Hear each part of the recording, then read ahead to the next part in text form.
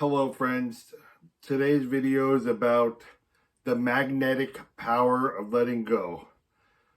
And just so you know, my allergies are a lot better, so I will not be as miserable and mumbling as last time. And I'm feeling a lot better. So let's get started. This video is both about spirituality, which is very real, and neuroscience, which is also very real, and it has effective results when applied properly. Having desires is very natural, and your desires are a gift from the universe, a gift from God. But once you have those desires and you take steps towards them, detachment and letting go is key to getting them. So let go and it will come to you. You have to surrender, let go, and trust the process. And if you look at many inventors, people who got the things they wanted, people who changed the world, they had to let go. And oftentimes they got knocked down and they had to get back up again because they believed in their desires, they believed in themselves, and they believed in getting what they wanted. So they, just because it didn't happen the way they wanted the first time, doesn't mean that the universe is not conspiring to give it to you. Your desires are given to you by God. So if it's meant for you, you cannot give up the first time you fail. You have to keep on trying, and you have to imagine the universe in the background conspiring to give it to you. Right now, I'm not getting thousands of hits on my channel on each video, but I'm getting all of my needs met in life. I'm not attached to the outcome. No matter how many views I have or don't have, I'm not going to stop or change my message to get more views. I know this information will reach the people that need it. When I was very attached to the outcome, personally, it had very terrible effects. I went into jobs and went into relationships with being attached to a specific outcome and getting pissed off and perturbed. And that's the key, is the way you react when things don't go your way initially, which is bound to happen. When you're doing the right thing for yourself, when you're making good choices, the Bible talks about it, and all other spiritual books talk about it. The devil will come for you and try and knock you off your path. And oftentimes, the path is not straight to what you want. So I manifested my ex back. We really loved each other, but I agreed to do a bunch of things that weren't right for me, like living in a neighborhood that I didn't want to live in, living with cats that I was allergic to, all those things, and I resented her because I wasn't making the right choices for myself in order to be with her all the time.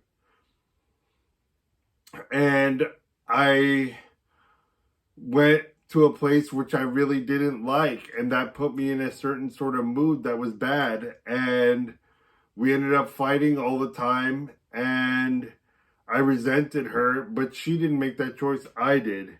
So when I let go and I left the relationship and we broke up, and I sent her all of my love, I prayed for her every day, and I wanted nothing but success, happiness, and I wanted her to find love with whoever, but I wanted her to be happy, and I wanted her to be healthy and happy and successful, and I let go of her. I let her go. And then about 5 months later, she called me. We ended up going out to dinner a bunch of times and spending quality time together. And she even called me on her birthday, and I took her out for dinner on her birthday, and we spent some beautiful time together.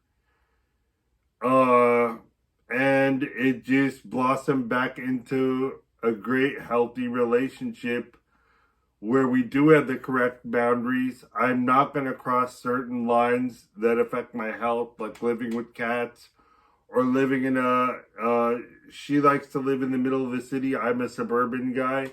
And I realized I couldn't change that about myself. Even no matter how much I loved her, I had to let go and let her live where she wanted to live, and I'm living where I want to live.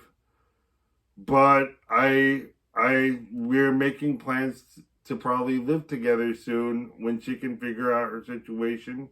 When her lease is up, I want her to live with me, and she might have to do something with their cats or whatever because I cannot have them here because I get physically ill. And my doctor told me I'm not the type that can get used to it. There's some people that can get used to it and they get over it. And that was what I was trying to do. I was trying to get my body acclimated to the cat. But I ended up getting sicker and sicker, and my snoring was keeping her up. So it completely ruined everything. So when I was able to let go, put my boundaries up, look after myself, and not be crazy and be willing to do anything, then she's back in my life, and we're in a very healthy, honest, loving relationship now. And we're both going to get our needs met. And sometimes trying to always fix something exacerbates the problem. When I truly let go, prayed for her, sent her my love, but let her go, like I even forgot what her face looked like because I moved on. I was dating all sorts of other women and having a ball, but I really didn't love any of them, and I really didn't have the connection that I had with her, so I always loved her. But I was having a ball, going to the gym, getting fit, improving myself, and living in the type of environment that's healthy for me. She came back to me. So trying to fix things when you've already put in the work and you've already tried many times exacerbates the problem. Water is the source of life for all of us, and it is the most adaptable and powerful element on this earth. It flows past rocks, mountains, all sorts of stuff, and it gets to wherever it's going. And we have to be like water in this life and just flow and go with the flow. And things aren't going to go your way. There's going to be obstacles. There's going to be annoying things. There's going to be all those things. It's about how you react to those things. If you're unperturbable, if you're like a rock, or not like a rock, like water, but you have to flow like water, but be like a rock in the sense that nothing moves you emotionally. Like you might get pissed off, but you have to just stick to your goals, stick to your plans, stick to your purpose, and not get moved by these things, and be like the natural elements of water when you have to flow past things, but also be like a rock, be unperturbable. And we can learn a lot from nature. And when you don't let things bother you, I believe God sees that, because that's faith that you will get your desires and you will get what's meant for you. And when you don't get angry, you don't get upset, and you don't get, like, you might get frustrated, that's human, but when you don't let it bother you that much and you keep on trucking towards your goal, I believe God sees that. Fear and doubt is the biggest sin. Fear and doubt is the main obstacle to letting go. So when you're in a state of fear, when you're in a state of doubt, when you're in a state of jealousy, envy, all those things, when I was able to let that go, when I was able to let all that ego-driven stuff go and just focus on me, that's when I started getting what I wanted. Living in the moment, enjoying the now, and having a lot of gratitude for what you already have is the key to manifesting what you want in life. Our lives are 1,000,000 times better than people in the 1800s, 1700s. And we have everything. We have computers. We have smartphones. We have grocery stores where you can get any sort of food you want. We have it good. We have nature all around us. If you're not appreciating those things, even the cup of coffee you have in the morning, You know, like, we have things so easy now. And if you cannot feel that true feeling of joy and gratitude in the small things, feeling gratitude for every little thing in life, that is the base for manifesting more of it. So whatever you're grateful for, you get more of. And I used to get pissed off at every little thing my girlfriend did or wasn't doing for me. And once I let go and just started having gratitude for the things that she was doing, she started doing more of those things. And it works like that in life. When I had gratitude for the little amount of money that I was making, more money started coming in. I have gratitude for every little thing.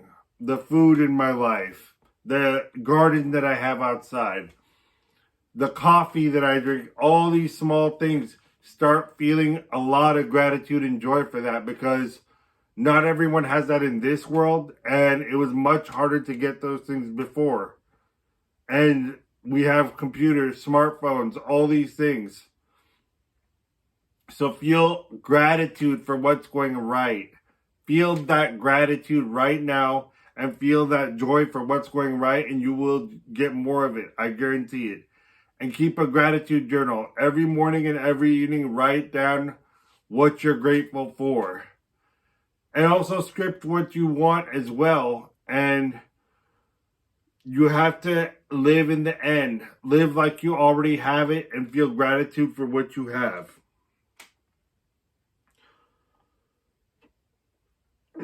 Usually nothing happens that's worth a lot or that means a lot without a lot of complications and challenges. Otherwise, everyone would be successful, happy, and rich. Life and success never happens exactly the way you plan it.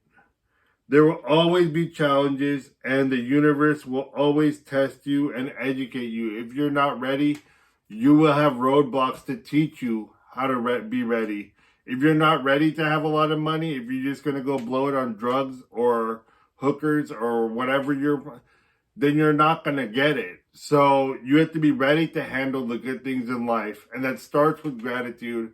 And that starts with being unperturbable when the challenges come.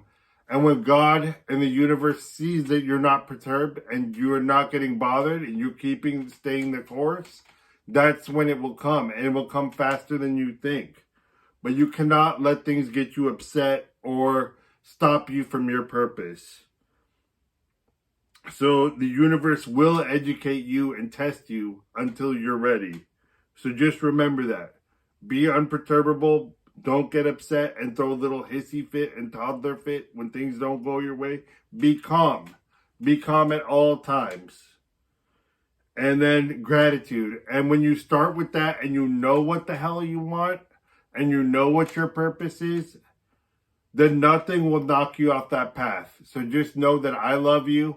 I care about you, and I'm willing to give you a free 30-minute session with coaching that will definitely change your life, change the course of your life, and you'll be living on steroids instead of living in unhappiness and not knowing your purpose, not knowing what you need to do. I will help you. I'm a coach, and I will give you a free 30-minute session. The information will be below.